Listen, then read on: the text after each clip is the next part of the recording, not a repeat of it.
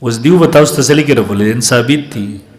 نو ورته ثبوت حکم شرعي نه دی حکم شرعي به لګي که دې مدعي جوړ شي ورته څه به لیکي حکم شرعي به لګي نو د دنه بستا مطالبات به سي کې دې مدعي جوړ شو اول نمبر مطالبه وي حکم شرعي ولګوا کم کم زګونو کې رفع الیدین کې هغه ته حکم شرعي ولګوا تکه رکوعات یعنی قبل الرکوع او بعد الرکوع او بعد الرکعتين دا رفع الیدین څه حکم لري حکم شرعي دی ته ولګو چې حکم شرعي نه لګیدل پرون مونږ مناظره نکي او دویم نمبر وې کم زګونو کې چې احادیثو کې ثابت دي او تاسو یې نه کوي کوم زګونو کې کوم مواضعو کې چې په حدیثو کې ثابت دي لکه سجدو راته تاسو ته ویلا او تاسو یې نه کوي دا غیر لپاره حکم شرعي بیان کړي تاسو حرام غنئ مکروه ته غنئ سه غنئ دا غیر لپاره دلیل راوړئ په دې پوه شوي انور تفصیلات تاسو ته نو وایم شي تاسو نو بیا کیسه ګډوډ چې موږ تخصص کې کال کې وایو دلته مختصر خبرې کوو دویم نمبر دیو چې کله بحث د تاسو ور سره راشي دیو دلیل پیش کوي د رفع الیدین په عنوان باندې مونږ ویلو چې د مدعی علیه کار بداوی چې د مدعی په داوا او دلیل کې به مطابقت کوي اول نمبر کار به مدعی علیه څه کوي مدعی په دلیل او داوا کې به که مطابقت و مخ کې به جواب کوي که مطابقت نو بس ورته وایي مړه وام دي کم ځای ډب دي کم ځای کې نو دا خو تاسې بې ځای لګئ ثواب درته ملاویږي تلاوت کې خو دعوه دي نه ثابتي نو ګوره دی به اول نمبر چې کوم حدیث غي په دې کې به دا خبره ذکر وي چې لزایا رفع الیدینو ثبوت په پکې وي لزایا رفع الیدینو هغه لزګونه خو مزدک لګره ام مزدک لګ به درته جوړ کما ازدم کړه وای چې کوم حدیث پیش کې په دې کې بل لزایا رفع الیدین ما تشماري په ګوت باندې ٹھیک شو دا اوله خبره دویم نمبر په دغه حدیث کې بداخه چې دا رفع الیدین رسول الله صم همیشه تر وفات پورې کړی د مرنه مخ کې پریخي دا دویمه خبره شو اوله خبره ما سو وکړه چې په دغه حدیث کې بل لزه رفع الیدین ثبوت دا بنیادی خبرې دا وس چې کوم خکه بدی پوه نه شوي بیا به جواب نشي کولای اول نمبر په دغه حدیث کې بسې سبب وکي لزه رفع الیدین ثبوت ذکر وکي ګوره کله لزه نه په دغه حدیث کې کم رفع الیدین ذکر وو نو هغه د دلیل نه جوړیږي مثلا 15 او 9 او هر سوچو هغه بر د دلیل ولی ونه جوړیږي ځکه ګوره په مونږ کې چې یو سنتم پاتشي د مونږ خلافي سنت ګرځي په مونږ کې چې یو سنتم پاتشي د مونږ خلافي د مونږ خلافي نو ورته خلافي سنت مونږ په دلیل کې پیش کول چې معنی دارت او که په دې حدیث کې د لزین رفع الیدین زیاتو بیم د دلیل کې نشي پیش کولای ځکه د هغه حدیثونه خود غیر مقلدین خپل منځ خلاف سنت ثابتي پته پوه شوي لزین رفع الیدین به ځکه ضروري وي په دغه حدیث کې چې که په دې حدیث کې د لزین کم رفع الیدین ذکر وي مثلا 9 حدیثه نو دا د دلیل نه جوړیږي ځکه چې په منځ کې یو سنت هم پاتې شي نو هغه منځ خلاف سنت ګرځي نو کوم حدیث چې ته پیش کې دغه منځ د رسول الله صلی الله علیه وسلم یا صحابي نعوذ بالله ستا پر ځبان خلاف سنت دی نو په دلیل کې خلاف سنت منځ ولې پیش کې او که په دغه حدیث کې د لزین زیات رفع الیدین ذکر وي بیا هم د دلیل کې نشي پیش کولای ځکه چې دغه منځ په دغه حدیث سره ستا خپل منځ خلاف سنت ثابتېږي نو زموږ خلاف ولې پیش کې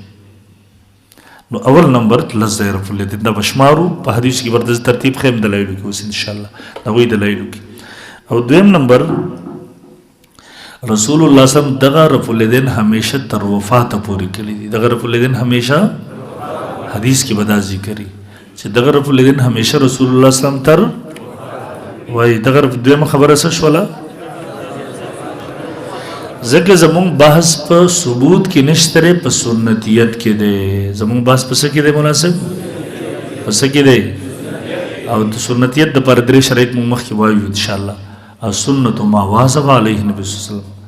چې رسول الله صلی مواظبت همیشواله ور باندې کړی همیشواله نه کړو سنت نه ګرځي او دغه څو ډېر امور شته بخاری شریف تاسو ګورئ جل 198 باندې بالا قائما نبی سم بولاړ واړه بول کړو ثبوت ستره سنت نه دي دغه سی کان یصلی وحامل امامه بخاری چې 174 رسول الله سمونس کو امامن نو صيغه کې ور سره نو ثبوت ستره خو سنتیت سو کم نه دی قائل یا دغه سی کان یقبل وصائم بخاری چې 149 رسول سم بروجو او بي خپل ولا نو زدا ګورو ثبوت ستره سنت نشته وزدا چا ویل چې چا پروژه کې خپل خزه خپل نکل روزه نه کی ستاسو به بيخینه کی روزه او دغه حدیث کې راځي کان یصلی فی مرابض الغنم تاسو رسې دوره په دې ټول ثبوت ستره خو سنت سو کم کان یصلی په نالي نبی رسول پیزارو کې مسکور بخاری حدیث دی ما یو ذکر سره باسو ما ورته ویل مولوی صاحب ما ورته ستاسو په نسبت دی د پیزارو کې مسکول او رفل دین یو حیثیت لري ما ته ویلی نو مورتل خو ته صرف ثبوت ولا روایت نو پتہ کې زمو باس نشته ثبوت خو شته ثبوت خو رسیدو در بولې مشه په ولاړ واړه بول دي ټول شته وکړه کله به قمقل غونته کیه ورش او یاره په ولاړ واړه بول کولم سنت دي اوس بل خبره د میډیا ترازی خطرناک ده به خانه ده نو بهرحال پیزارو کې منځ واړه بول او د دې ورفل دین به یو حیثیت لږه ثبوت د دیم سره د غیم سره ثبوت کې زمو جګړه نشته زمونږ باز پس کې دی نو دویمه خبره په دغه دلیل کې دا خی چې د رسول الله رسول الله همیشه تر وفات پورې کړی دریم نمبر د سجدو د رسول الله نفي وخی د سجدو د رسول الله ذکر د دیو د قانون مطابق هغه په حدیث کې شته په صحیح حدیثو کې ودی نه کوي نو دا غیر لپاره به حکم شرعي خی چې د سجدو یعنی دا بخی چې په سجدو رسول الله منسوخ او متروک دي د سجدو رفلین منسوخ او سلورم نمبر د دې رفلین نه بغیر منز باطل یا فاسد ده سلورم نمبر حدیث کې بس غي د دې رفلین نه بغیر منز فاسد یا باطل ځکه حدیث کې موږ تاسو ته دام خو دې چې پیزارو کې منز کړي دي ولاړ وړ بول کړي دي ماشوم غي کې ورسره منز کړي کانو یصلی علی راحلتی په دغه باندې سورلۍ باندې سورو منځ کړی دی کانو یصلی په مرابض الغنم په غوجل کې منځ کړی دی نو به څه مطلب چې په غوګل کې و پیزاورو کې ودرېږي ولاړه باندې وړه بول کړي ماشوم بغي کې در سره اول ته په سورلۍ د پاسه سوري منځ وکي ورنه منځ د خلاف سنت دی نو په حدیث کې بدل لازمي خجر دین بغیر منځ فاسد یا باطل دی امام المناظرین اعظم الله محمد امین صفدر وکاړو رحم الله فرمایل ویل پنځم بور سره دا خی چې دا کم حدیث ز پیش کوم دیتا الله یا رسول الله صلی الله علیه وسلم صحیح ویلې ده او چلو دا شربت مونږ لرو به ورته ډېر ګرانیږي سلور خبر یاد شوي صحیح واو وای کنه کنه په شوي دا ګردان درته دوباره بیا کوم او بیا یو روزه تم نه ګوري پدې پوه شي ګور اول نمبر بیا به وایم اول نن دومره ګران کار د یقین وکا مرهم د سړی وچی پرون یو طالب چټ را لګل او چې علت مشقت ده نو بس مشقت خو ما ته ده بس په پریږدو کې پد پر کې کوم مولا در پکې وي هغه پرونی چټ والا مزلته ورته چې پیالې سکو او بس سبق وایو نو کم دلیل چې بشکې پدې کې بس سلور خبري کړي دې سلور خبرونه یو خبرم کم او خبره دی دلیل خبر دیو دلیل نه ګرځي اوله خبره په دغه حدیث په دغه دلیل کې ول لزرف الذین ذکر وی دیم نمبر رسول الله صلی الله علیه وسلم همیشه تر وفات پوری کړی دي دریم نمبر د سجدو درف الذین نپی و پکی وی سلورم نمبر ادین بغیر مز پاسې دیا پدې پوه شو لکه ټول پوه شوي ته پوه شوي داوود معاذ ترې سبب وی والا معاذ نشته ته پوه شوې ذهن دې په خلاص شو ځکه اوس راځي مناسب دویمه خبرې ته تاسو صفحه نمبر 71 تراش راغلی ثبوت او سنت کې فرق دی یو عنوان زده کوي دلته ثبوت او سنت کې ما ته توجه وکړئ مولایانو ثبوت او سنت کې فرق دی مناسب همیشه زمون خلک دلته دوکي کی یو حدیث پیش کی ثبوت ورته پیش کی نو بس زمون خلکو زین دای چې په حدیث کې راغله بس مړه ثابت دي نو بس سنت هم دي الان کې دا غلط ذهنیت دی ګوره دا په حکم کې نه دی زموږ باس حدیث قولی نه حدیث فعلی کې زموږ باس عمل د رسول الله صلی الله علیه وسلم ګورئ که په یو حدیث کې د رسول الله صلی الله علیه وسلم یو عمل راشي دا به تر هغه وخته پورې سنت نه ګرځېږي تر څو پورې چې په دې کې درې شرایط نه وي بیامنته شي تر څو پورې چې په دې کې درې شرایط وایي که نه څو پورې چې درې شرایط په دې کې اول نمبر شرط دا چې دا عمل به رسول الله صلی الله علیه وسلم همیشه تر وفاته پورې کړی که همیشه تر وفاته پورې نه و کړی یعنې د مرګ نه مخکې پرېښی نو دا سنتو مثال بیت المقدس ته نبی علیه السلام مخ کړی دی مونځ یې کړی دی خو سنتو نه دی ځکه د مرګ نه مخکې پرېښی دی دویم نمبر دا عمل به رسول الله صلی الله علیه وسلم ضرورتا نه یې کړی بلکې دا به عادتا کړی ضرورتا به نه یې کړی بلکې که چېرته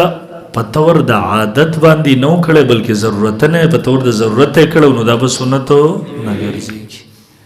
لکه مثال پیزارو کې نبی علیه السلام مونځ کړی و کان یصلی فی نعلیه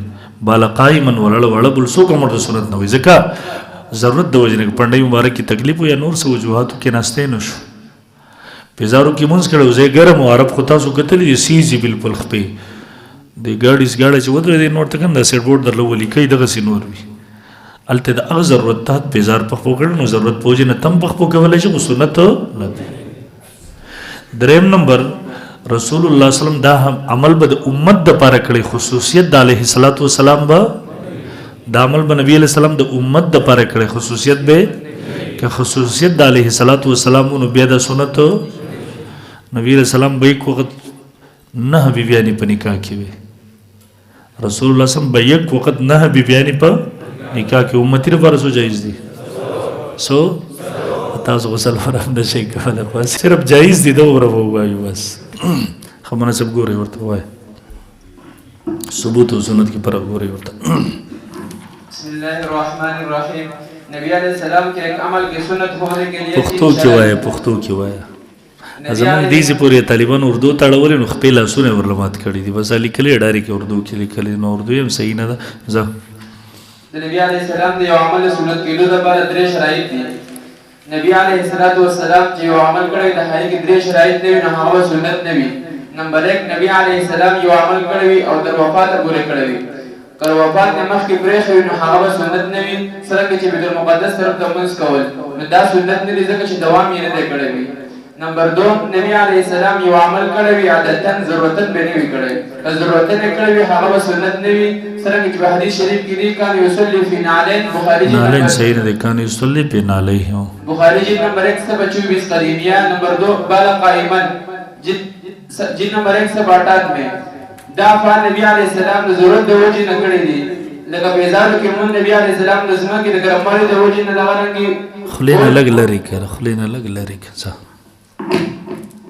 دغه رنګې بول په ولاړه باندې د نبی علیه السلام د پنډۍ د تکلیف د وجې نه ضرورتن کړي دا سنت نه دي نمبر 3 نبی علیه السلام یو عمل هغه د امت دپاره کړی وي د نبی علیه السلام خپل خصوصیت نه وي که د نبی علیه السلام خصوصیت وي هغه سنت نه وي څنګه چې نبی علیه السلام په یو وخت کې 9 بیبیانې هغه د هغه په نکاح کې وي دا سنت نه دي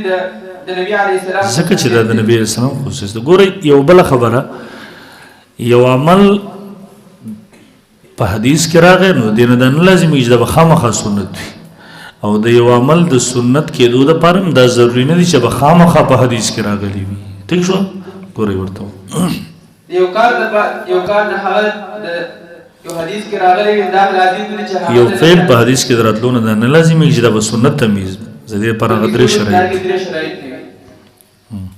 بعض په حدیث کې به یو کار وي لیکن به سنت نه وي او بعض څیزونه به سنت وي لیکن په حدیث کې به نه وي سنت لپاره دا لازم نه دي چې خامخا په حدیث کې راغلی وي او نه په حدیث کې د یو فعل راتلل د دې خبرې لازم تقاضا کوي چې دا سنت ضرور دي سنت ضروري وي سنت به وي خامخا به سنت وي دا ضروري نه ده نمبر 1 مثال کان یصلی فی نعلیه بخاری نمبر 124 ګوره پیزارو کې مونږ حدیث کې شته کې نشته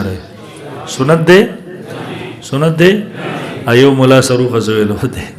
خدوی مو نمبر 2 کان یصلی وهو حامل امامه رضی الله عنها بخاری نمبر 174 ګوره په مونږ کو امامن نو سیغي کې ور سروا نو سیغي کې غستل د مون سنت ده الکه ثبوت اشتره ده نو غیر مقلد او شابه تکړه شي نو سي بخامه جمعه تر چا نو سي نه بيخي مونږ ونه کی नंबर 3 बाला कायमन बुखारी जी नंबर 198 او چې دا زناور په شان به ولاړی په ولاړ بول کوي چې دای دای کلو ته موږ د خلاف سنت ته و نمبر 4 کان نبی صلی الله علیه وسلم یصلی فی مرابض الغنم بخاری مرابض الغنم د ګړو بیزو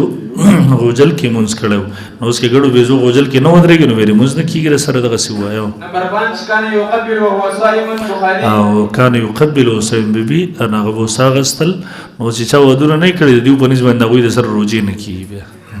وصحابه مثالونه کوم چې سنت دي لیکن حدیث کې نه دي نمبر 1 د سره کې چې یو کس هغه ماشوم جد نه کیو مونږ دا خبره په حدیث کې دا په بدیهیات تی مناسب اوس دا په ثبوت پسې ګرځیو بلکې دا تعامل ثابت دي نمبر 2 کافر موږ مسلمانانو کلمه طیبه ورته وایو او دا په خدای دې سه و شرمول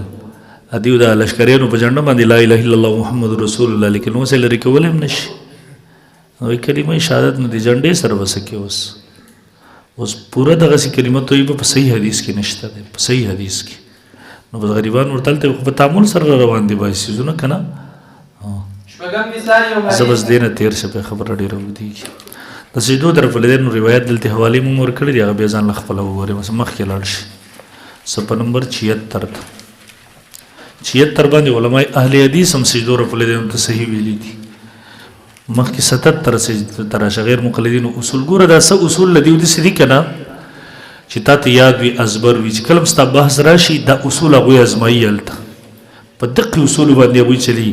ګوره یو اصول د مجتهد دي مجتهد هو مجتهد دی دا خو نظر دی په قران او سنت باندې اجماع باندې په ټول هر څه باندې او یو غیر مقلد دی نو دا خو مجتهد نه دی ګوره یو انجینری کنه دیوال جوړی دا پس 50 چته مړ 360 منزل تم رسیدلی دی 160 تا او بس نو اس کې انجینیر نوی او زما استاغون ته کې سړی را پاسي دیوال جوړي په خوده کې یو چت ته مور سره لویږي په سړی باندې دغه غیر مقلدین دي اصول ته کوي عجیب الله قانون دار چې په یو مسله کې یو اصل بنیاد ګرځولې جوړ کړی په بل مسله کې د خپل نه منی د خلاف پریوزي ځکه مجتهدین نه دي زد د وزن اصول جوړي نو هغه اصول ته تاسو ګورئ کوم اصول دي نمبر 1 اولی اصل غیر مقلد وایي زمونږ اولی اصل دا دی چې موږ متفقون علیه حدیث باندې په نور کتابونو روایت ترجیح نه ورکوو ګوره دی وایي چې یو روایت بخاری مسلم کې کنا موږ په حق عمل کوو د بخاری مسلم دغه روایت باندې بل روایت ته ترجیح نه ورکوو دغه څنګه چې بل کتاب حدیث واخلو د پری ګوره دا سره پر جوړي در په لیدنو روایت سلور روایت هغه بخاری شریف کې دي نو دی دا غیره پر د اصل جوړ کی اوس موږ ورته ترمذی شریف روایت پیش کوو خو تر احنا پر بچو سره مخامخ شوی نه ان شاء الله د قران نه اول پیش کوو درته دلایل کې وراشي به درته بخاری نه پیش کوو به ګوري ان شاء الله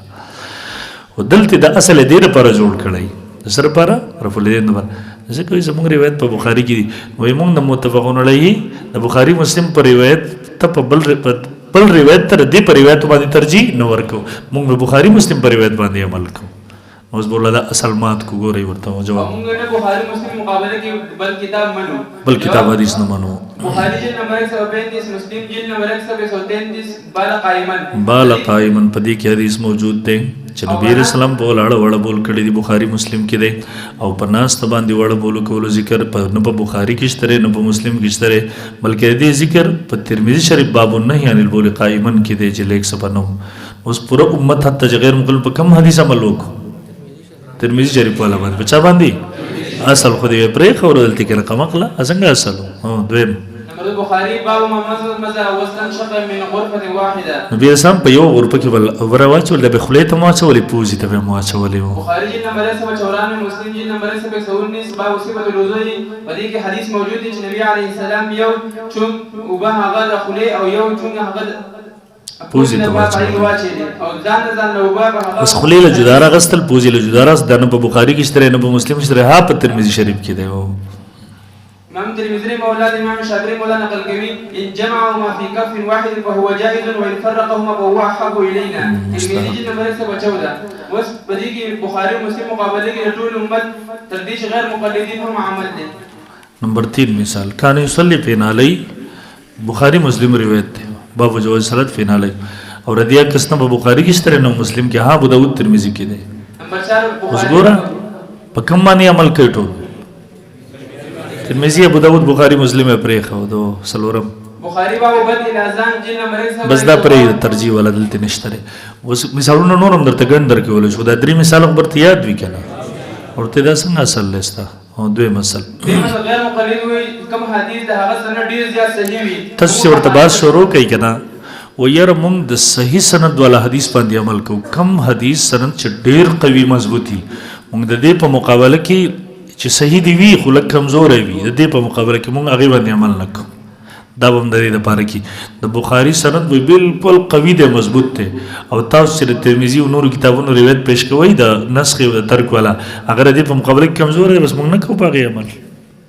اگر هرې مسلې له جدا جدا اصل ځان نه جوړایو بلکې ډیر صحیح سند والا حدیث پر خودل او دغه مقابله کې دویم په دویم حدیث باندې عمل کول دا موږ حدیث بل حدیث عمل بل حدیث دې ته موږ نه وایو جواب امام بخاری فرمای انس رضی الله تعالی عنہ حدیث چې پاغي کې راځي ورون ستر نه دی د دې پټول ضروری نه دی د اسند دی یعنی سند په اعتبار سره ټول نه زیات اعلی دی او حدیث جریر چې باقي کې راځي د ورون پټول ضروری دی د احوت د سندن د هغه په مقابله کې کمزور دی چې بخاری جلک 53 نو دینه معلومه چې کوم په مونږ کې ورون پټي نو د اهل حدیث نه بلکې څوک چې کلاو ساتي هغه اهل حدیث دی نه د فوټبال ولا کلاړیان اوس دیو په کوم باندې عمل کوي یا الله په دواړو نه کوي عمل کړو د غیرونو په موږ کې کلاوي کې پټي نو په کوم حدیث عمل وکړو سندن کمزوري باندې وکړو اوس نه د پرې خو خدره مثلا غیر مقلد په کوم طرف چې ډیر احادیث وي موږ په هغه باندې عمل کوو او کوم طرف ته چې کم احادیث په هغه باندې موږ عمل کوو ګوره و یاره زمون اصل دا دی کم طرف ته چې احادیث زیات وي موږ په هغه باندې عمل کوو کم طرف ته چې حدیث کم وي موږ په هغه باندې عمل دام در فلدین د پار راوړي ادیو خیال دار چې در فلدین روایت زیات دي الان کې دا د باطل ده حضرت مولانا عبدالغفار زاهبی سم نور الله مرقته ډېر لوی محقق عالم او تیر کال وفات شو دغه دو کتاب په دې باندې را روانو یو کتاب خو راغی په کې 750 روایت په ترک باندې نقل کړی دی ونیم سوا خو هغه تحقیق سره دی بل کتاب د غره روانو په غیبه باندې مرفوع موقوف مقطوع او وفات شو دنیا نه لاړو بغیر تحقیق ولا سو روایت راځو کړیو سمرا ولا سو نو دی وای زمون سره پر پلینو 450 روایت دي نو 450 زیات دي که 1700 زیات دي 1700 زیات دي ولول خو روایت دا او باطل ده دوی مدادا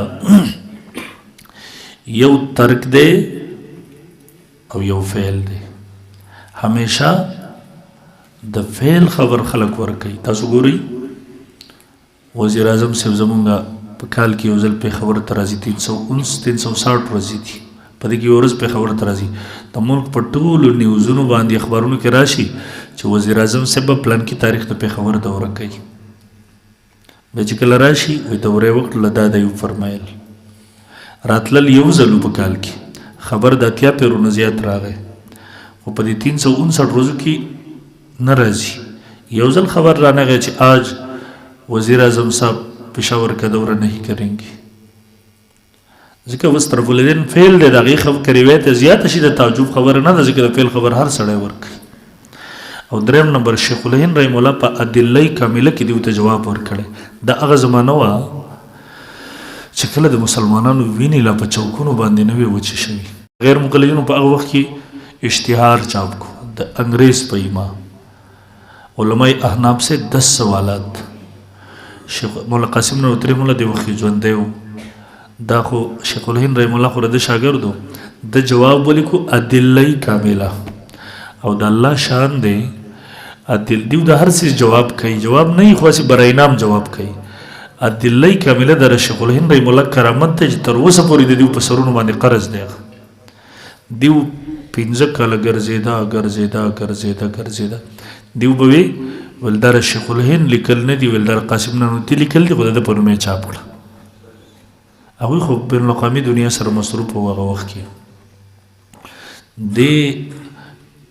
جواب کوشش وکړو کتاب چې موږ دومره عجیب لیکل کړي دي د بنیادی پوینټونه چې اوس موږ د شیخ الهند رحم الله پوینټونه دي بیا تیو د جواب کوشش وکړو شیخ الهند رحم الله بیا جواب ورکړ تاسو دومره ناقص العلم او ناقص الذهن یې چې تاسو زما د اردو په عبارت نه پوه شوي تاسو ځان ته مجتهدین وای پروي بس پوه شي هغه بیا جواب وکړو وضاحت یې بدی ون تر اوسه پورې قرض دی اتلای کامله شیخ الدین التر دې جواب ورکړی دی وای ګوره دا خو تاسو غلط بیانې کوئ کنه زمونږ او تاسو دعوی جدا جدا دي تاسو وایي رفع الیدین ثابت دي موږ ثبوت نه انکار نه دی کړی ته ولې څلور سوه حدیث راوړي یو حدیث راوړم پوره دی موږ دې کې اختلاف در سره نه کوو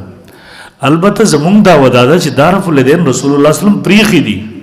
دې لپاره که زه یو هم صحیح حدیث راوړم ما لپاره کافي دی مثال په طور دا مولا راغی دی وایي په دغه مولا باندې زما 1,00,000 روپۍ قرضه ده په 1 تاریخ مې دته 1,00,000 روپۍ قرضه ورکړې وه او په دې باندې 1,000 ګواهان پیش کړل دغه ابراهیم مولوي صاحب راغی زموږ طالب دی ربي دی راغی اوس دی وایي چې زما روپۍ په ده باندې دي جج ته راوستل 1,000 ګواهان پیش اوس دا مولوي صاحب چې دی به ما ته وایي چې بالکل زه انکار نه کوم دی یو ګوام نه پیش کوي ما یې راکړي په 1 تاریخ باندې 1,00,000 روپۍ خو په 5 تاریخ باندې ما دته واپس کړي زما سره دا ګواه را سره دی دی وایي زما په 1,00,000 روپۍ په 1 تاریخ مې ورکړي دي 1,000 ګواهان په دې پیش کوي دغه ملا صاحب وایي عدالت کې چې بالکل زه انکار نه کوم 1,00,000 روپۍ ما ته په 1 تاریخ راکړي وي یو ګواه دې نه پیش کوي زه منم خو جواب دا دی چې په 5 تاریخ باندې ما دته واپس کړي زما سره د یو ثقه ګواه موجود دی آیا جج او عدالت با د دې مدعا علیه خبره د دې وجې نه رد کی چې یاره د دې مدعي سره خو 1,000 ګواهان ورسره دي رد به کی دغسې جج ته به سړی و چې دماغو علاج وکړه ته منټل یې پاګل یې ذکر دواړو دعوې جدا جدا دي نو شیخ الهند رحم الله دیو ته دقه فرمایلي و جواب یې ورکړو چې ګوره 400 حدیث مه پیش کوئ 20-30 مه پیش کوئ یو هم پوره دی بس ثبوت نو موږ انکار نه دی کړی خو مخکې دویمه خبره زموږ ستاسو سره په څه کې ده چې دا منسوخ مطلوب ګرځېدل هغې لپاره زموږ یو حدیث صحیح هم کاپي کېږي نو په دې پوه شوئ دا اصل دی د دې دپاره پیش کوي نو دې ضمناً جواب وکړو موږ د اصل جواب کو وایه جواب امام بخاری مولا جی نمبر اصل هم ذیل کې وي کم طرف چې حدیث زیات وي موږ په هغې باندې عمل کوو کم طرف ته چې کوم په هغې باندې عمل نه کوو جواب امام بخاری مولا جی نمبر 143 باندې د حضرت عثمان علي زبیر طلحه ابي بن كعب ابو ايوب انصاري رضی الله عنهم د شپږ صحابهونو حدیث نقل کړی دي چې په هغه کې راځي چې یو کس د خپل بیبي سره صحبت وکړي او قبل الانزال جدا شي نو غسل فرض نه دی لیکن د دې په مقابله کې ابو هريره رضی الله عنه حدیث ته چې په هغه کې دي چې په دې صورت کې غسل فرض دی هغه هم نقل کړی دی دا سب د ټول روایت په دې باندې اوس د ټولو عمل په دې یو کس په حدیث باندې دی د شپږ صحابو حدیث ټولو تر کړی دی هغوی وایي چې قبل الانزال هم تر صحبت کې هغه جدا شولې په دغه حالت کې غسل لازم دی د ټولو مذهب دار دی وهابیان هم دار دی زمونږ هم دا دی نو ګوره د شپږ صحابو روایت یې پرېښود اکثریت او د یو صحابي روایت پسې راغی نو هغه اصل دی مات شو چې تا وایي مونږ کوم طرف ته احادیث زیاتي په هغې باندې عمل کوو ګوره په غسل نه کولو والا باندې شپږ روایت موجود او کولو باندې یو روایت موجود یو دی واغستو شپږ دی خپله دې مات للو دویم مثال په پیزار کې منځ کولو روایات احادیث دا متواتر دي صفت صلات النبی د البانی دی 170 د دې مقابله کې په پیزار نه بغیر منځ کول روایت د حد تواتر ته نه دي رسېدلي په پیزار کې منځ کول دا سندن متواتر دی او بغیر پیزارونه تعاملا متواتر دی کله نادر عمل بس دا پرېږده مولا صاحب دا پرېږده د سجدو رفع الیدین د 10 صحابونو نقل دی لیکن د سجدو د ترک رفع الیدین د 3 صحابونو نقل دی غیر مقلدینو اصل خلاف شو ګوره هغوی سجدو والا رفع الیدین نه کوي نو اکثریت یې پرېښی دی په اقلیت باندې نو په دې اصولو پوه شوئ په جواباتو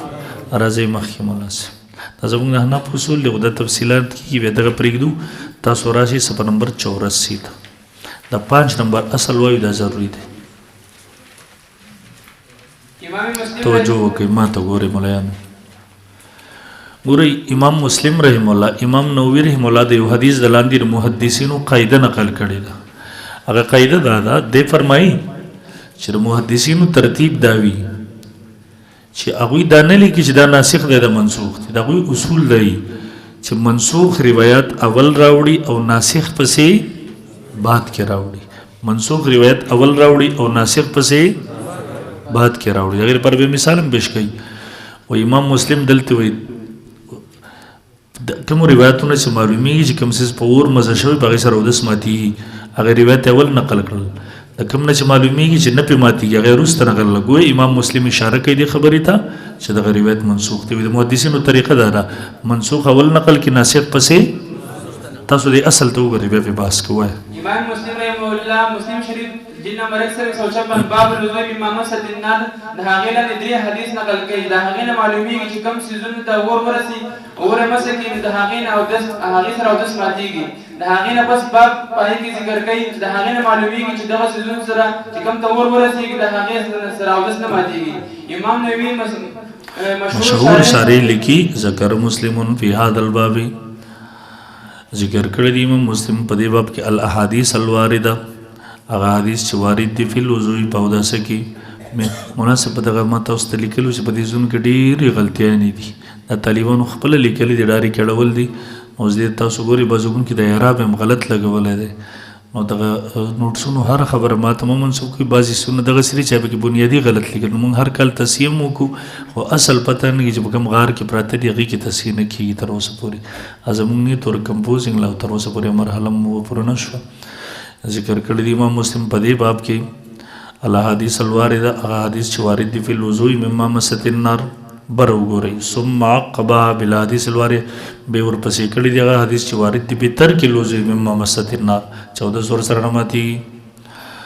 فکأنه گویا کې امام مسلم یشیر اشاره کوي الی ان الوضوء دی خبر ته چې بېشکه اودس منسوخ دی وهذه عادة مسلم او د عادت د امام مسلم دی وغير يدن لو د نور محدث من ائمه الحديث يذكرون الاحاديث التي يرونها منسوخه دیو ذکر کوي هغه حدیث چې منسوخ دي ثم يعقبونها بالناسخ بیا ورپسې کوي ناسخ روایت مسلم جلد 156 اصل دا چې امام نووي رحمه الله فرمایي چې ناسخ او منسوخ په باب کې محدثین دا نه لیکي چې دا ناسخ دی دا منسوخ دی بلکې کله چې محدثین د نسخ طرف ته اشاره کوي نو دا قاعده نو قاعده دا چې اول هغه حدیث ذکر کوي چې کوم منسوخ بیا هغه حدیث ذکر کوي کوم چې ناسخ وي او تاسو کې رب الدین کې وګورئ امام ترمذی اول دا رب الدین روایت ذکر کوي بیا د ترک ذکر کوي امام ابو داود هم دغه څه کوي مصنف ابن ابي شيبه مصنف ابن ابي عبد الرزاق مصنف عبد الرزاق تقریبا اکثریت محدثینو ټول دا طریقه ده او دیو بتاته وي او یاره یو کتاب نیم خلاول د ترک نقل کړی دی او بیدا رفع اليدين نقل کړه نور ته خو بیا بدعتن باطل ده نو اول فعل وی بیا ترک وی کنه دغه څنګه کړي چې اول ترک وی بیا فعل وی ترک ولا راځي چې عمل خو شوی وی کنه نو پر خودل غواله کیږي شروع کړي نه دي نو بیا څنګه نو مخکې ورسته کېدل هغه ستغه نه لري تقریبا لس محدثین حواله تاسو ته مدلته نقل کړي چې اول هغه رفع اليدين روایت نقل کړي دي به ترک نقل گویا کې د ټول محدثینو پر باندې دا منسوخ دي او امام نسائی خو په باقاعده باب لګول باب ترک ذالک باب د بیان د ترک د دې کې د نسخ لري زمانه دور حدیث کالو تاسو کې شاید دلته کم طالبان نه سی چک درګه در ورته ویل کیږي دلته غیر مقلدین یو مرکز دی زمانه دور حدیث کالو وړه دور ختم شو دور حدیث به شروع کېدو والو نو زما خپل د وړي دورې نه دی سره لاس چولې خو الحمدلله دی ورته مخامخ نه راتله په سوزګونو کې سره مخامخ شوی بس دیو باندې الله تعالی سی ورو ورا شول ولولي مولین شیخان به همون ویری د مخامخ کېده بناغه وخنه دیو دلته پرون ما تاسو ته تذکرہ کړی و دی وچ مدرسه کې وړر لوی عالم دی سواد مولوی سے ورته ویل کی شیخ الحدیث تل درنه صرف دورې هم پړاوي سپینګری دی مشر عالم دی دیو دلته چیلنج ورکړ ویل دا يهودي دی او ډېر قصې جوړ کړل به موږ سره طالبانو رابطه وکړه موږ کتابونه گاډي کې واچول ورغلو بس مرکز ته نو د دیو مدرسې مرکز ته راغلو د دیو مولایانو موږ خپل ځای پرې خو د کورونو ته لاړه نو دنیا طالبانو مولایانو هرې طبقې والا راغلي د پچپریانو موږ پسې نیغ نیغ کې دغه وخت کې دیو سره لازم نو ګرمه شوي او دیو بس ما په سره ډېرې لانجې هم کولې دي نورو سره خو چې بیا کله زموږ د دیو سره راغله نو دلته د پېښور د زرالم د اصحاب بابا روډ باندې و دلته یو پنجپیری دی چوټه دیوبند د مدرسې نوم یې ښی دی نو دې دلته غیر مقلدین سره لانجه راله نو ده ورته په لوډ سپیکر ویل قسم شئ کنې زه ورته یادولم ویل ته نږدې راغلی درپسې راولم نو بیا چې کله زموږ اول لانجه هم د پنجپیري سره شوه نه غیر مقلد ورته بیا په لوډ سپیکر لګیاو ویل مونږ پسې در راوستو اوس ورته خپله ټینګ شه. نو دلته چې مونږ د پنجپیریان هم راپسې دلته مونږ راغلو، دنیا طالبان هم راغلي وله، مونږ د پنجپیریان ټول هم مونږ پسې راپسې وو، دلته مونږ ناسو. نو د غیر مقلدو ملایانو خپل مشران یې اوس راولېږل. نو مشر پاڅېدو، بچي ته وایي بچه ورشه کلاشنکوف راوړه دا وکړه دا وکړه. ما ورته ګوره په ټوپکو ډانګو نه خلاصېږي، کښېنه دلته. ما ورته خبره زور ته ماړه او خبره د دلایلو ده، ستا ملا چیلنج ورکړی، ملا دې راوله یا دې زموږ سره بحث مناظره وکړي اوس دلته، او که مناظره را سره نه شي کولی دلته دې توبه ووایاست چې آینده به چیلنج بازي نه کوم. مړه ها اخره کې هغه ملایان راوستل، هلته ودرېده، ویل مونږ چیلنج نه دی ورکړی نه آینده ورکوو. په ډک مجلس کې مې په دا اعلان وکړو. بیا بیانات کېده، ما هم بیان اخري وکړو. دې کې یو پنجپیری شیخ خو دی پاڅېدو، ده بیان وکړو. د بیان خلاص دا زما قصه ټوله د موضوع سره تعلق ساتي، قصه بې ځای نه ده چې بې ځای قصه کوم، اصل کې دا روان سبق دې سره تعلق ساتي. دی پاڅېدو، وایي زمونږ د پنجپیر شیخ صاحب به فرمیل چې دا وابیان څومره ظالم خلک دي. وایي دی وایي چې د رسول الله صلی الله حدیث پیش کوي چې په یو سنت ژوندي کولو باندې د 100 شهیدانو اجر ملاوي. نو دا خو په تبدیل د سنت سره نه کیږي، دا خو په احیا د سنت سره کیږي، مړ سنت ژوندي کولو سره کیږي، د 100 شهیدانو اجر ملاويږي. پس یو سنت نه بل سنت ته په تک باندې خدا نه ملاويږي. نو شیخ زبیج د څومره ظالمان دي چې رفع الیدین هم سنت او نه کولم سنت، نو دیو یو سنت په پرېږدي بل په شروع کې اجر خو به دی نه دی. زه چې بیکله پاس رم آخري بیانونه ما دلم ټیټه ټکې ورکړلې، زه تعلیف هم هغه وخت نو ما ویل افسوس دا دی زموږ ملایانو ته هم سنت تعریف نه ورځي، ځکه خو ټینشن هم جوړ دی ټول. مونږ غلط تعریفات کوو، ګوره مشکل جوړ دی. مونږ دا خبره کوو چې رفع الیدین هم سنت او ترک هم سنت، دا کومه خبره شوله؟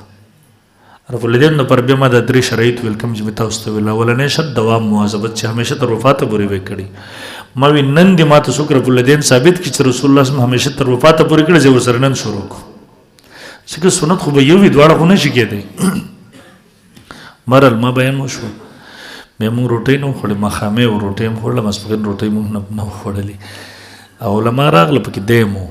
دی کېناستو، ما ته وایي چې وایي مولوي صاحب دا تاسو یو خبره کوئ چې دا منسوخ دی، دا مه کوئ. ما ورته ویل ولې شیخ صاحب؟ ما ته وایي ګوره وایي تا ته دا پته نه امام شافعي رحمه الله په دې عمل کوي،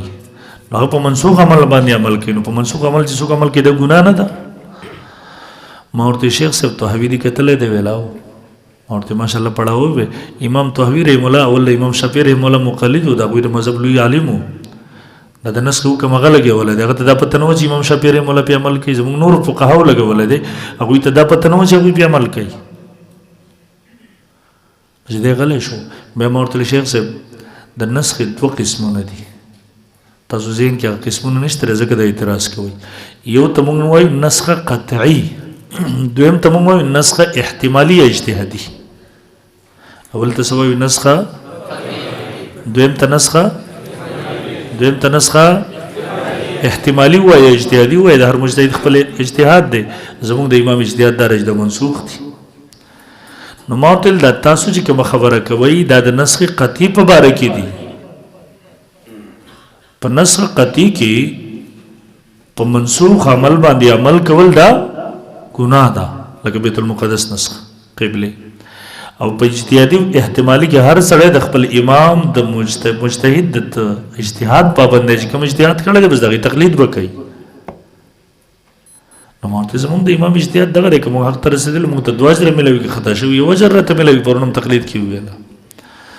نو دلته د نسخ اقسام کې ما دا تفصیل درته لیکلی دی، امید دی چې ذهن ته م راغلی. نسخ څو قسمونه شو؟ اول نمبر، دویم نمبر مونږ چې کله یقین وکړو، مونږ چې کله دیو سره باز شروع کړو، دیو ته به امام شافعي رحم الله را یاد شي. مولانا اسماعیل محمدي صاحب رحم الله د مولا امین کډوي صاحب شاګرد و، مشرانو شاګردانو کې و، هغه به ډېر ښایسته انداز و. هغه به وی ہر غیر مقلد اپنے آپ کو امام شافعی سے بڑا سمجھتا ہے، امام ابو حنیفہ رحمہ اللہ سے بڑا سمجھتا ہے. وہی مجھ سے غیر مقلد نے پوچھا کہ امام ابو حنیفہ سے غلطی ہو سکتی ہے؟ وہی ماں اور جو ہو سکتی ہے پر ہوئی نہیں. وہی بے اور تمام اور آپ سے ستان غلطی کی دیش اور ہر غیر مقلد دا طریقے نوی دے سکے तो ورته امام او امام هغه ته ته امام شافعی سے غلطی ہو سکتی ہے امام حنیفہ سے غلطی ہو سکتی ہے خوش طور ته ستانه کې دي شي مجھ سے हो सकते हैं خپل ورته به دوی نو دې ځان معصوم غړي بالکل او امام المناظرین حضرت کډوی صاحب رحم الله فرمایل ول هر غیر مقلد خپل ځان خدای غني یا رسول غني ځکه ته د فکر سره اختلاف وکا د رائے سره اختلاف وکړه پوری صفت ولګوي ګور قران حدیث نه مني نو زه قران حدیث منم غوستاګند خیالات نه منم نو د سوچ سره د استدلال سره چې تکله اختلاف وکړي د ورته نوم سور کی قران حدیث نو دی ګوي یا خدای جوړ شوی نعوذ بالله یا رسول جوړ شوی مناسب په دې پوه شوي مخکې راځي مذاهب خو تاسو ویلي دي مناسب د صفحه نمبر 86 باندې تاسو لاندې وګورئ غیر مقلدین او شافعي او حنابلة او رفضیانو کې فرق لوی مصیبت او ټینشن دا وی چې ګورئ مونږ چې دلته کوم بحث کوو دا بحث زموږ د شافعي او حنابلة سره نه دی بلکې چا سره دی وای چا سره دی دیو جن په دی وخت کې مونږ ته خلک بیا دار راځي زدلته ډیر مخکې اول کال چې پېښور ته راغلم زدلته په دارینګ روډ باندې یو چا سره ملمو ما هغوی افغانانو دلته د افغانان دی پېښور کې ما سره ډېره مینه لري مولا صاحب ما سره د وسانې ګاډه چې راسره تقریبا د سره 55 لک روپو ګاډه درلې افغاني اغسته مال لیدل هم نه د بهر دی او دلته اکثریت دغه سری ما سره ډېره مینه هم دغه خلک پاکستاني هم کې خو زیاته مینه مغه خلک چې پیسو مینه کوي نو زه دلته بلمو راسره کې افغانان نه چې ما خبره الټه وانه خلی دلته مونږ ریګ روډ باندې افغانانو کربل مانو زمون سټیټ نږدې تعلق دی دی کې دو مولایان د دی وراله دی وخت کې زدیو په نوم پیژاندم خو د میډیا دور نو په شکل نه پیژاندم اوله کې به کېدم د غزو پېښور کې یو جلسې ته لاړم دعوت یې راکړه په ټلیفون موبایل باندې د فیسبوک دور نو زه دلته جلسې ته لاړم یقین وکړه ما سره نه څوک میلاو شو نه بل څه به زم یو سیټ ته کېناستم هلته ګوټ ته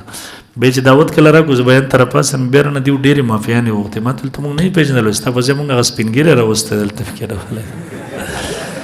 نو اوله کې به دغسې کېدل نو دیو مونږ ماسخوتن مونځ یو ځای وکړو ما جمع وکړه دیو راپسې ولاړو نو د کور والا ما نه تپوس ما خو سمنه ما بس مېلمانه یو مونږ نه مېلمانه یو دیو مېلمانه بس ما هم څه ونه چړل خو د کور والا چړل وکړله نو د مولایانو ډېر تیز راغله ما باندې ما هم ساده ټوپۍ به سر هم دغسې ناست وم دیو ته هم دا پته نه وه دیو ما سره بحث شروع کړو چې دیو خبره شروع کړله ما ورته وویله مولوي صاحب هغه کم یو عالم چې وابي و دی افغانی و ما ورته مولوي صاحب ما زه درته یو خبره وکړم حاجي صاحب ویل څه ما ورته د دین او مذهب په لحاظ سره د ټولو نه کلک قوم افغانان په دین او مذهب کې د ټولو تر اوسه پورې هغوی نسلونه قربان کړل خو چا غلامي یې قبول نه کړله د پوره دنیا کفر سره جنګ وکړو نو ما ورته ویل دا تاریخ حصه ده خو ما ورته ویل دا اوس یو هوا راوالوت په دې کې په بعضو افغانانو باندې په ټولو نه په دې بعضو باندې داسې وشو څه پکې عیسایان شو څه پکې دغسې لامذهب وشو دې دغسې ډډه لګولې وه دا زما خبره چې ورته قومیت طرف ته راپاسېدو غوسې د لاس هم دغسې ما ته وایي نور نه پوهېږم دا سړی چې غوسه شي دی له بیا دلایل هم نه ورځي ما ته وایي نور نه پوهېږم وایي زه حرمینو ته تللی وم وایي هلته مې وکړه خلکو دا هر څه کولو امام شروع کړله مونږ ته زیات دا شی پیش کوي دا خلک ما ورته ویله مولوي صاحب نو ما ورته ستا دلیل خو صرف قرآن او حدیث دي که نه حرمین شریفین ستا څوم نمبر دلیل دی چې ته ماته پیش کړې د دیو دلیل څو دي صرف قرآن او نو ما ورته د حرمین ستا څوم نمبر دلیل دی چې ته ماته پیش کړې او ما ورته دویم نمبر مولوي صاحب که ته خامخا حرمین شریفین پیش کړې نو حرمین شریفینو کې خو 800 کاله احناف پاتې شوي تاریخ وګوره 400 کاله بیا دلته بیا څه وخت دلته 4 مسلې پرتې وي بیا چې کله د خلافت عثماني سقوط وشو د هغې نه پس اوس حنبلیان دي زمونږ کشران وروڼه دي تاسو مخکې هم نه وئ اوس هم نه یئ او ما ورته درېیم نمبر مولوي صاحب ته چې حرمینو شریفینو ته لاړې ظالمه تا صرف رفع الیدین وکاته امین دې وکړه نور څه دې ونه کاته هغوی ستاسو په شان دي کلاو نه ولاړ ښه برابر ولاړو ستاسو په شان دې په سینه باندې لاسونه نه ایښو په نامه باندې لاسونه ایښو ستاسو غونته کې پښتو کې خطبه نه ویلي عربی کې خطبه ویلي تاسو په شان یو اذان د جمعې نه کو دوا ځانې کول الته 15 ټیمه منځونو پسې جنازې کې د رحنا په طریقې باندې کوم زمونږ طریقه را ما ورته مناسب د ټول سيزونه ستا په سترګو چټي ناسو دغه دینه کې صرف د دوه خبرې دي کته الته او دا دوه مجيبه ده په څلور رکعاتیز مونږ کې بعد رکعتین رفلین هغه نه کې دی وی کوي د دیو پنځه څنګه زمونږ مونږ خلاف سنت ده دغه سره هغه خلاف سنت بیا د موضوع باندې د خاموش شو ما ته اجي سه بوې کور والا ما ته وی دی وس په دې منځ کې دا چل کو دا دې ولې کو نو ما کې زوس دې سر نور باس کوم خدای جی سه په خبره نه پوي ما ورته لږ سه تر ته وجر دې مطلب څه دی ول اشهد ان لا اله الا الله موږ گواہی ورکو د الله ته نو ما ورته مون خدای ویل چې الله یو دې اشاره مو کړله ما ورته لدی چې دا چل کې دې څه مطلب دی چې خدای سو دې دې اوپر د ما په سره پاز ما ته چپ شمنو وي تاسو به خمو کاپیران خاريګو نو ما ته خو باز دي شروع اوس بګې دی نو باز سره چړل په دې کې وې د اشاره ده نو دا واپس راخته کول در کوم ځین ثابت دي نو ورته اشاره وې دې ته کړنو چې هغه اوس کې دغه سیونی ول غوډه پر خو به د قیام لفظ را پکارو چې ګوته ودره ولا اشاره وداله چې واپس کی او چلو کې بیا دې سمجھ کې ناراضي رفع الیدین کې روایتو کې راځي رفع یدی څه شي وای رفع او چلو د رخته کول ولا حدیث ته ماته وخیزه نو الته عجیب خبره دلته ماته واپس د رخته کول ولا نشه خو دلته ماته هم دغه وجه اشاره ویل کیږي د جلاس چوت کې واپس رخته کی نو دلته به معنی دلیل تر کوم طرف واړي ور دې غریبانو پیمانه د تلی د ورکول یو دی د غستف بل دی ویل للمطففين الذين اذا اكتالوا على الناس يستوفون اذا كانوا الى اخره خمنځونو په دې خبر غزل کې د قسمه ډیره پر کول چې توزین ته خبر راځي حرمین شریفین په دې پوه شوي زوای بولس نو دلته و مسله راوړي د مسلې مولا سره په دې کې ما زیاتی بحث وچ باسونه وچرل زګه د مسله ودی کړي مسله مختصر د نور خبرې ضروری دي د کې ډیره خبرې د غزه پرې د مسله سبق وایو غیر مقلدین سلور رکعات منځ کې لزه رفلیدین کوي او شوافی او حنابلہ سلور رکعات منځ کې نه زه رفلیدین دا خو درته ما وایو کنه دویم رکعت نش دریم ته غیر مقلدین زیدل طرف لیدین کوي شوافی حنابلہ نو مونږ ویل چې په منځ کې یو سنت هم پاتې شو منځ خلافي سنت ګرځي د غیر مقلد په نسبت چې څنګه زمونږ منځ خلافي سنت ته دغه سره شوافی او حنابلہ منځ هم دغه په نسبت باندې خلافي سنت ته یعنی بعد رکعتین ایمه رفلیدین قائم شي نمبر 2 شوافی او حنابلہ رفلیدین ته مستحب وي او غیر مقلدین ته فرض یا واجب وي لدينا بغیر مز باطل نه حوالجات مور کړي توجه کوي شوافی او حنابلہ ته سوي ورته مستحب عمل هغه چې په کولو کې ثواب بنه کولو کې ګناه نه دی ورته واجب وي دینه بغیر مونږ فاسد باطل نه زمو کې اسمان پارک شو نمبر 3 شوافی او حنابلہ رفلیدین د احمد امام د هغه اجتهادي مسله غني او غیر مقلدین د الله او رسول فیصله وي ګورئ دی وای شوافی حنابلہ زمو د امام اجتهاد هم دغه چې دا بس فعل له په کولو باندې ثواب ملوي زمونږ امام او امام مالک سے وای نه دا منسوخ متروک دي نو که حق ته کم طریقم رسیدلې 2000 کم خطا شوی هغه ته یو وجه نو د مجتهد په مقابله کې مجتهد من له څه کفر شرک نه دی کنه دی ورته سوی د الله او رسول فیصله د الله او رسول په فیصله په مقابله کې د امام منی کافر نشوي نو التر اولا غیر یو لا ودل تر اسلام او کفر شو نمبر 4 رفلیدین د شوافی د حنابلہ مذهب دی او د ثواب غنی سره کوي او د غیر مقلدین رفلیدین د شرارت د وجه نه کوي او د دې فساد په تور کې ګوره دا غوي مذهب څه دی دا غوي رفلیدین مذهب دی او ردی رفلیدین شرارت دی امام شافعی مولا بارک رازی د امام منیفر مولا قبر خوا تر غلو به چې د مونږ ټیم شولته به جمعات کې مونږ کوو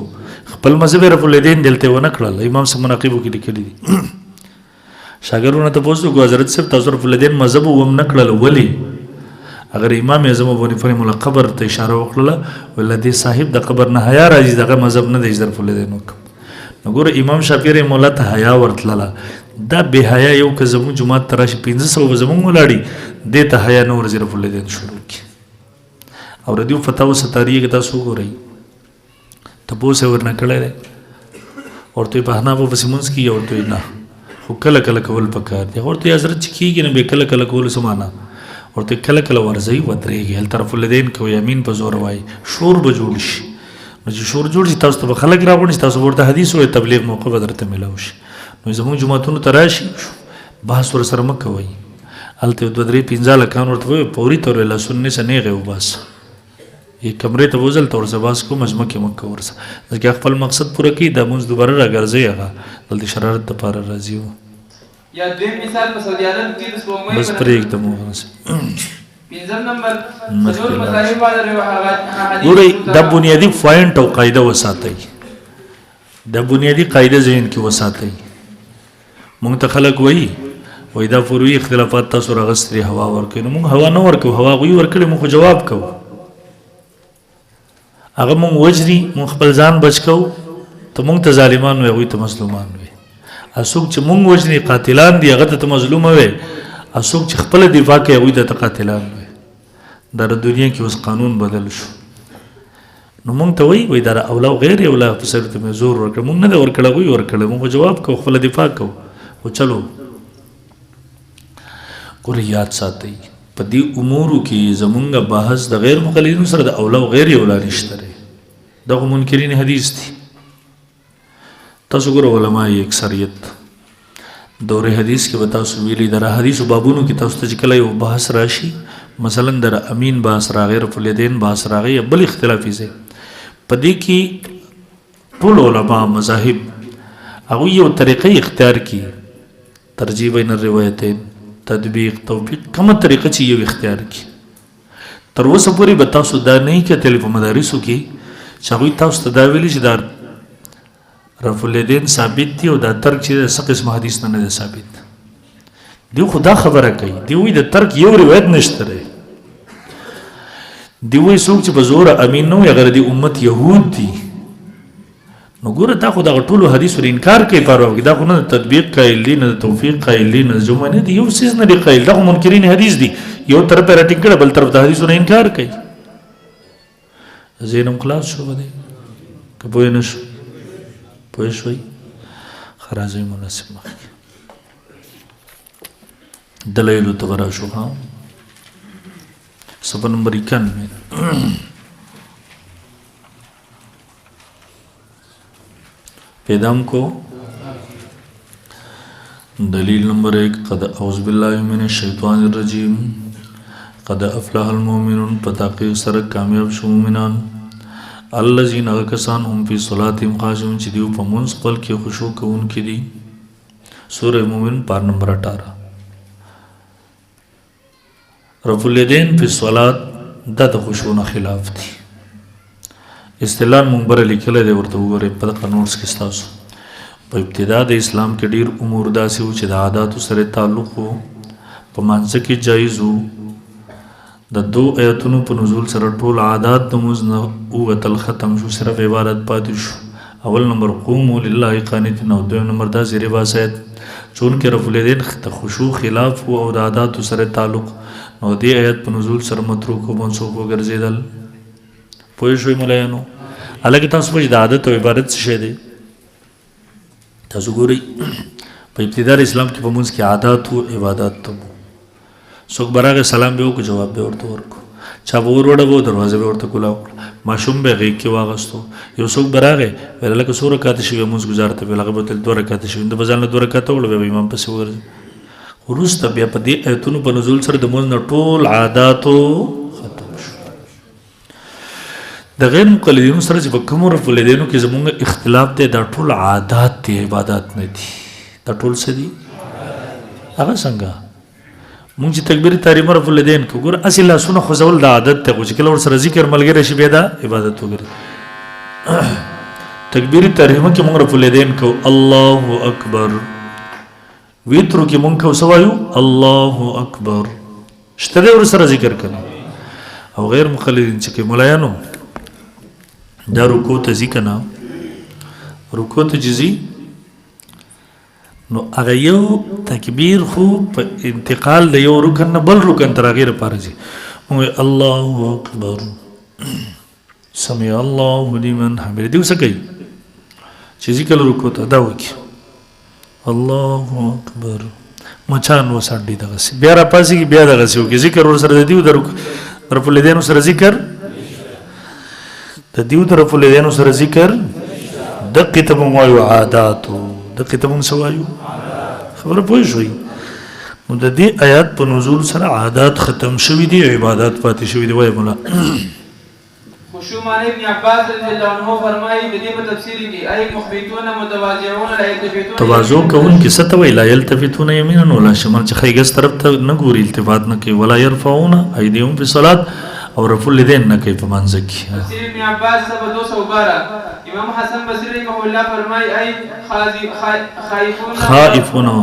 وروى عنه انه قال خاشعون الذين لا يرفعون خاشعون الذين لا يرفعون ايديهم شرف اليدين نو چې د لاسونو خپل په صلات باندې الا په تکبیرۃ الله ملک پر تکبیرۃ احمد کې تفسیر سمرقندی جی نمبر 250 دلته زین کیو کېګ دوی هغه روسته تفصیلی جوابات کوم شای توزین کې اشکال به پاتې شي دلته و ير تاسو چې تکبیر تحریم کوي نو مناسب هغه لصلات ته په صلات نه ده په دې سره وسله په موږ کې له داخليږي دلته د ابن عباس په روایت کې څه دي رفع اليدين في الصلاه د خشوع خلاف دي او بیر حسن بصری رحم الله په تفسیر کې چې کوم تعبیر مشهور هغه کې تکبیر تحریمه هغه ور مستثنا کړل اعتراض تفسیر ابن عباس رضی الله عنه کې محمد بن سعید محمد بن مروان سودی صاحب ضعیف او منګړت راوی دي یاره وې د ابن عباس روایت چې کوم پیش کوی د ضعیف ته ولی په دې کې د دوه راویان ضعیف دي توجه وکړئ ماته اول جواب هم دا کو چلته مونږ د حسن بصری قولم پیش کو تفسیر د تابعین نو تپاغي ولې ځان غلې کو او دویم جواب دا دی زمون استدلال دلته د آیات نه دی د ابن عباس ته زموږ د روایت نه دی موږ د تفسیر د پاره وړل دي او په باب د تفسیر کې ضعیف روایت هم پیش کول صحیح دي دریم نمبر جواب دا دی د کم دور اویانو باندې تاسو جرح کوي په باب د احکاماتو کې د ضعیف په روایتو کې باب د روایت حدیث کې دا ضعیف دي لیکن د تفسیر په باب کې دا بالکل ثقه دي امامان دي او موږ هم دلته دیونه روایت د تفسیر په باب کې اغستره روایت حدیث کې مرنا خبر پوهیږي وای مولا جواب نمبر 1 د دوړه مشهور مفسرین دي امام ابن سعد ابن عدي علامه ذهبي حافظ ابن حجر وغيرهم رحمه الله نور ائمه د دې په خبره تصریح کړی دا چې دا مشهور مفسرین وو میزان اعتدال جی نمبر 6459 تهذیب التهذیب جی نمبر 6473 نمبر 2 جواب ائمه کرام دې خبره تصریح کړی دا میزان الاعتدال او تهذیب التهذیب نه د غوډ کتابونه دومره کتابونه دي ښا تاسو به اکثر زموږ مدارسو کې اوس مناسب جرح او تعدیل اسماء رجال داسې زونه بيخي ختم شو سره او نن سبا دنیا د دې د روایت حدیث تفسیر په دې سره باندې جرح او تعدیل اسماء رجال اصول حدیث ته ډېر ضروري سره مخفل طالبان ته تخصص کې دا په لکه د ولادت طالبانو غونډه کې یادو تفصیلی تاسو ته باندې ان شاء الله یو بل مدرس راشي تاسو ته باغی باندې طریقه کار ترتیب دروخای ان شاء الله ما ورته ویلي چې نیمه غنټه 40 منټ پیریډ در سره اخلي طریقه کار درخی د جرح او تعدیل اسماء رجال کتابونه بنیادی سيزونه ورته روخ ځل کې مدرسو کې د سيزونه نو ویل کی اوس نو سبا دا ضروری دي نو تاسو ورته لګه توجه ورکړئ چې دلته ور باندې به کار وکړي زموږ تخصص طالبان به تاسو سره په دغه باندې کوم ګروپونه والد یا ګروپونه کې به تاسو سره دی به کار وکړي ان شاء الله ټیک ده جان الله ائمه کرام دې خبره تصریح کړل چې دې تفسیری اقوال مقبول دي او په حدیثو کې د دې روایت مردود دي مونږ هم په تفسیر کې دیونه روایت غستې دي مونږ په روایت حدیث کې نه دی غستې میزان اعتدال جی نمبر 667 تهذیب التهذیب جی نمبر 7476 کامل ابن عدی جی نمبر 6213 دلائل النبوه جی نمبر 100 راځه مخ کې مناسب دلیل په دغه پوه شوي مولانو اعتراضات جوابات مخ کې وایو نمبر 2 عن محمد بن عمرو بن عطاء عن محمد بن عمرو بن عطاء روایت محمد بن عمرو بن عطاء انه كان جالسا بشك الناس مع نفر من اصحاب النبي صلی الله علیه وسلم د یو ډلې د صحابو د نبی له صلوات و سلام سره د یو جماعت سره ناسو د صحابي دی وی فذكرنا صلاه النبي صلی الله علیه وسلم په ذکر کوم فذكرنا په ذکر کوم د نبی له صلوات و سلام فقال ابو امید السائدي انا كنت احفظكم لصلاه رسول الله ذات سطور نز زیات یادون کې مونږ د رسول الله صلی الله علیه وسلم رايته ما قتل رسول الله صلی الله علیه وسلم اذا كبر کله چې تکبیر وایو الله اکبر جعل يديه حزمن کی وای لا سونه وسط لرغو پوری و اذا ركع امكن يديه من ركبتي او کله چې رکوع وکړه ته د تسویل کی حتا يعود كل حتا يعود تر دې چې واپس شو كل فقار مکان او هر یو اندام خپل ځای ته ورسېدو بخاری جلیک سبه ورسې روایت کې تاسو وګورئ اول نمبر رسول الله صلی الله علیه وسلم صحابه ناس کوم صحابي چې ذکر کو هغه د نبی رسول الله مونږ مرته سټورو نه خیات کړی دی. او دریم نمبر تذکره شروع کله به څه ویل روایت ته به وګورئ. ویلما نبی رسول الله کده اذا کبر جعل یده حزمن کی وای کله چې به تکبیر وای الله اکبر تکبیر تحریمن الله سن به وسر رفع الیدین به وکړه تکبیر تحریم کی به رفع الیدینو جعل یده حزمن کی وای الله سن به دغه پوری وسط لا ځل واسطه راځي خام و اذا رکع امکن یده کله چې رکوع وکړه امکن یده من رکبتې کونډې وکړه کی ونی وی ثم حسرز نو دیږي کی رکوع لاړو رفع الیدین و نکړه رکوع لاړو رفع الیدین ثم حسر ظهرو بملا سیدکلا و اذا رفع رأسه او کله چې سر پورته کو د رکوع نه استوا حتی يعود كل فقار هر یو انه خپل ځای ته واپس شو نو به د سجدې نه پورته شو د رکوع نه پورته شو رفع الیدین. ګوري صحابه کرام چې د رسول الله صلی الله علیه وسلم تذکرہ کوي تکبیر تحریمه کې رفع الیدین ذکر کوي په نور ځایونو کې رفع الیدینو په نور ځایونو کې رفع الیدینو ذکر په دې ځین خلاص شو. توجه وکړئ ماته ګوره کوم ذکر چې د رسول الله صلی الله علیه وسلم د قتل په اخر وخت کې چې رفع الیدین کړي وغه تکبیر تحریم او د ذکر کوم ځګونو کې چې نو قتل قبل الرکوع بعد الرکوع هغه ذکر وای مناسبه هغه ذکر او تاسو قاعده ول السکوت فی معرض البیان بیان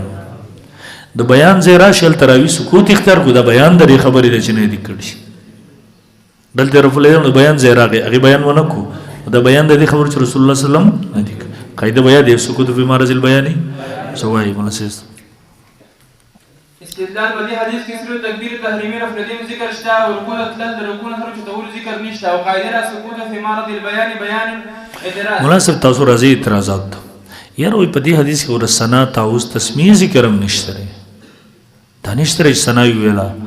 او تعوذ ویلا او تسمیه او وغیرہ وغیرہ نو بیا دین من انکار وک نو موږ جواب دار ماته توجه کوي په دې کې الفاظ رأیته الفاظ دی وکي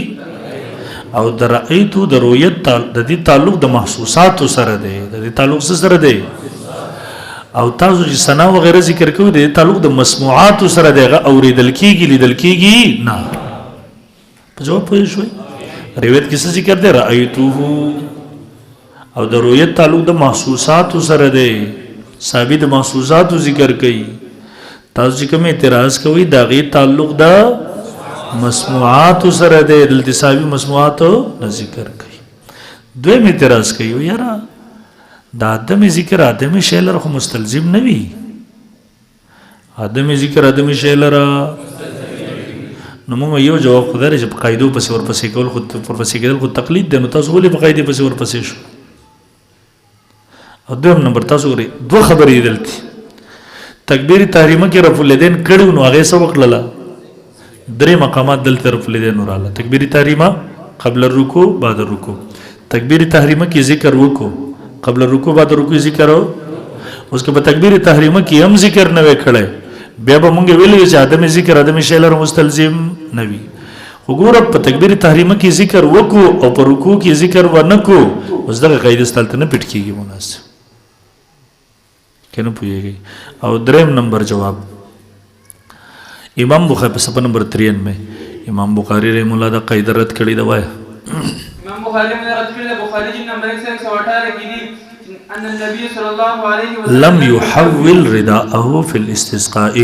رسول صلی الله علیه وسلم کړه صادر خپل په استسقاء کې یوم الجمعه په ورځ د جمعې او دلیل څه ذکر کوي ولم يذكر انه حول رداءه راوی د دې ذکر کړل چې رسول الله صلی الله علیه وسلم صادر تاو کړل یعنی ثبوت نشته ده یعنی امام بخاری دا ثابت ولغړي چې ادم ذکر ادم شیلر مستلزم وی په دې هم خلاص شو ملایانو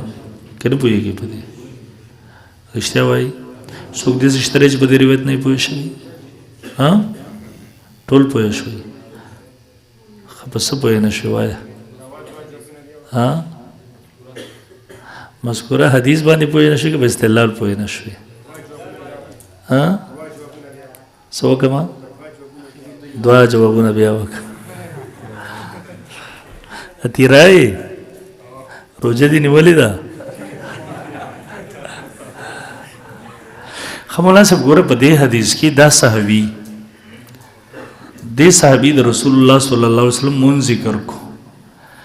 او چون کې د نبی علیہ السلام کتل او اخیری وخت کې چې په تکبیر تحریمه کې رفع الیدین کړو نو هغه ذکر لاله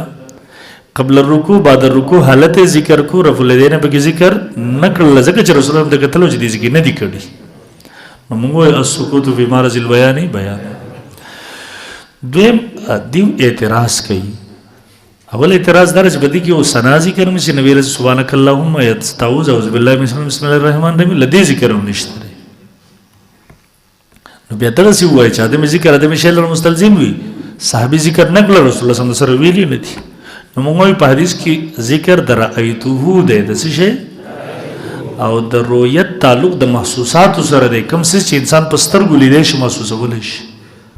او د تاسو چې کوم اعتراض کوي سنا تعوذ وغیرہ دا اوریدلو سره تعلق ساتي د لیدلو سره نه ساتي